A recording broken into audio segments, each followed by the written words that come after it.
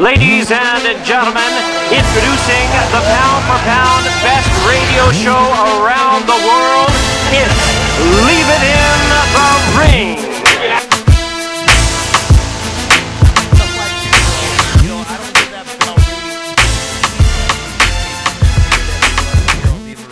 Let me ask you guys a question real quick, and when we come back from commercial, let's get some of the fight fans to call in and tell us where they were at. This is the 20th anniversary of Douglas when he beats Mike Tyson. Where were you at? Were you at home? Were you still at your daddy's nutsacks? Were you at the bar? Where were you at during this time when Buster Douglas KO'd Mike Tyson? So this is a short break. And then after Chris Abos is on, if you want to call in and tell us where you're at when Buster Douglas KO'd Mike Tyson, hey, I want to hear where you're at. I'll tell you where I was at. Blood, my co-host Blood, where were you at, brother, when this happened? Buster Douglas does the unbelievable against Mike Tyson. Oh, man, I remember that shit like it was yesterday, man. We had just got through playing some basketball, me and my homies in basketball season, and we got together to watch the fight thinking that Mike Tyson was just going to destroy another opponent, man. You know, we was all, like, talking a little bit about how, because there was rumors that he hadn't been training and he was over in Asia sleeping with 20 women and all this stuff. So we was like, that ain't nothing. We just brushed it off. We was like, it ain't nothing. Mike gonna kill this cat, man. Because I had saw Douglas, he had fought Tucker, I believe it was, Tony Tucker. He fought Tony Tucker. And, you know, he put up a pretty good match, but, you know, I kind of just thought he was like an underachiever. I didn't think he was going to do nothing with Mike Tyson but be another victim, and damn, I was wrong, man. And I couldn't stop thinking about it for the next 2 months. That's all we talked about. Every day was Buster Douglas. Yeah, man. I couldn't even bet no money. I tried to bet like some lunch money or some shit, like some little chump change I had gathered up in school and stuff, maybe bullying people and taking their money and stuff. And I tried to, you know, bet some money and stuff. Nobody wanted to bet. It was like, nah, we all going for Tyson. We didn't even bet on Mike Tyson fights. Did y'all find that to be a problem, betting on Mike Tyson fights back in the day?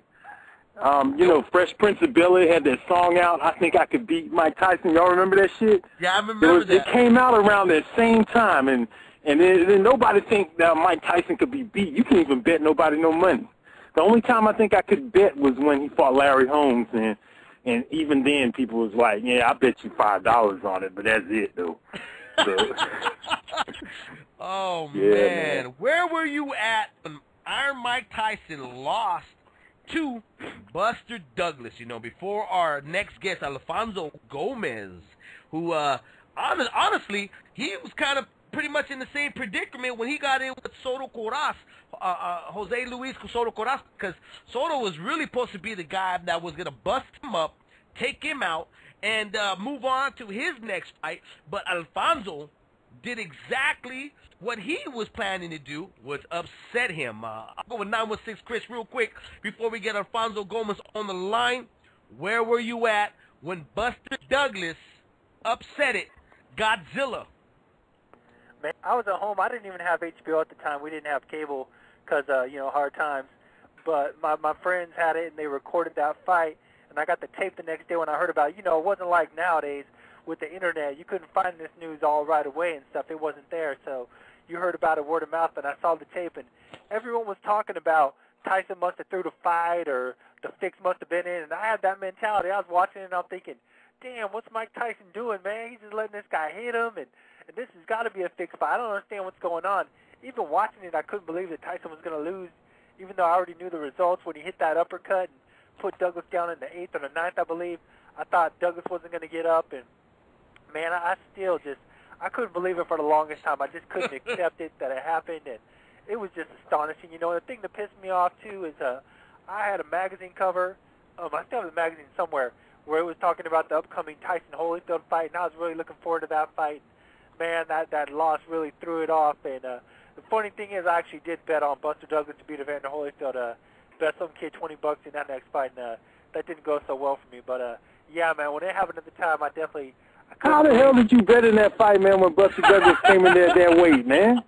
No, man, I bet before the weigh-in. I mean, this was the man that just beat Mike Tyson. How could I not pick him to win? You know, and Evander Holyfield, he'd done some stuff to that point, but I was picking the guy that had just beat, you know, the unstoppable. I mean, man. Buster Douglas went to McDonald's every day after he fought Mike Tyson. He stayed in Wendy's, bro. He didn't get enough of Burger King. You know what? Well, let me ask you this, okay, real quick, because I know we got our next guest on the line, Alfonso Gomez, and I want to find out, before we finish off this conversation, the anniversary of Buster Douglas knocking out Iron Mike Tyson. If you want to call in, I see a lot of fight fans already calling in about this conversation, 347-215-7598. Alfonso, where were you at, brother, when Mike Tyson was upsetted by Buster Douglas? I was about 10 or 11 years old. And actually, you know what? I remember my coach. He was my very first coach in Oakland, California. He and my dad started me out, and he was so happy the way Mike Tyson was trying to grab his mouthpiece, like, "Oh, yes, he got knocked out," and he was like a dog with a bone on his mouth, and he was all excited about it. I remember that, but I don't remember the fight actually. Buster Douglas, the underdog, one of the biggest upsets in the history, one of the, I would say, a highlight of Buster Douglas, you know. I mean, even right now, I think we talked to Buster Douglas, he would say, I would do the same exact thing to Iron Mike Tyson if we stepped into the ring. Where were you at? Striker, did I ask you where you were at that time? No, not yet. Like my man David Chen, I was a young man at the time. Young buck. But, yeah, I have to vouch for what he said, too, because I grew up in the melting pot, and everybody knew that Mike Tyson got knocked out. It was the word everywhere the next day. I remember it didn't matter who it was. I had a Chinese friend, Frankie Tin. Shout out to Frankie Tin. Him and his whole family, everybody was talking about that. So, yeah, that crossed every divide, boxing fan or not. Did you see the fight, though? I didn't see it live. I did not see it live because, like David Chen as well, one of my my very first boxing memory was Mike Tyson, Michael Spinks. But my family had been invited to a party that night to see that fight, and that's what really caught my attention.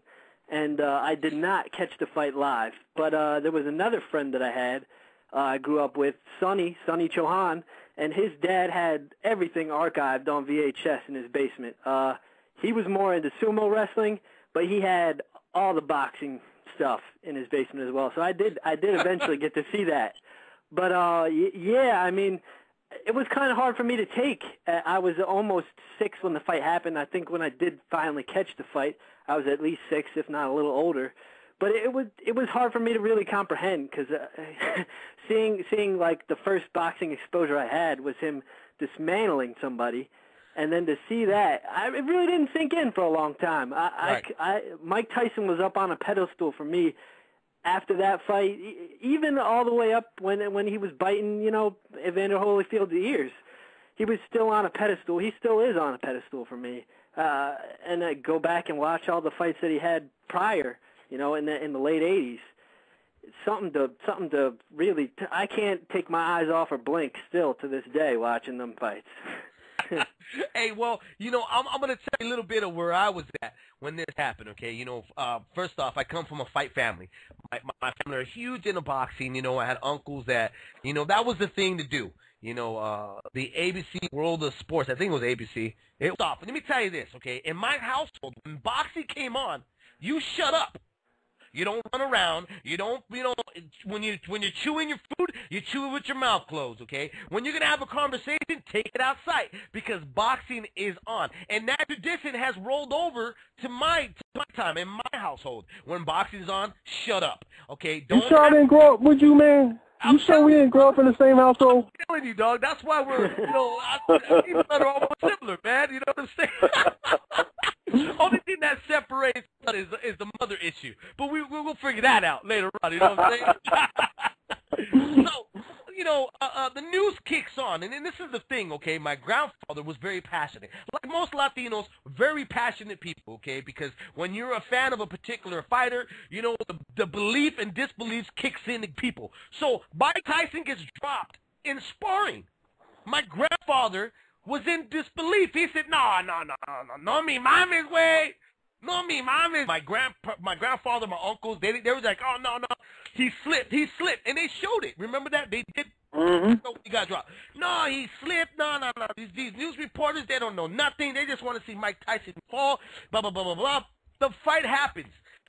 Immediately after the fight happens, you know who they blamed because Mike Tyson lost that fight? Everybody said, that cabrona Robin Givens.